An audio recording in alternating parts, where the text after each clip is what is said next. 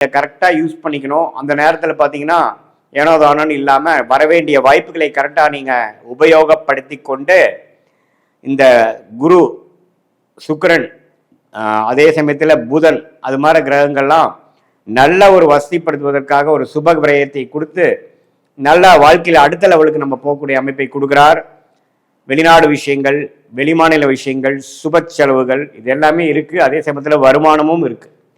So இது அற்புதமான ஒரு காலத்தை நீங்கள் மகர ராசிக்காரங்க இவ்வளவு தூரம் கடந்த 2-3 வருஷமாலாம் ஜென்மசனி, அஷ்டமசனி எல்லாம் தாக்கி ஜென்மசனி, பாதசனிலேருந்து வெளியில் வரக்கூடிய மகர ராசிக்காரர்களுக்கு இந்த வாய்ப்பை கரெக்டாக யூஸ் பண்ணிக்கணும். காதல் விஷயத்தில் இருக்கிறவங்க, காதல் செய்து கொண்டு இருக்கிறவர்கள், காதல் கை கூடக்கூடிய அமைப்புகள் இருக்குது.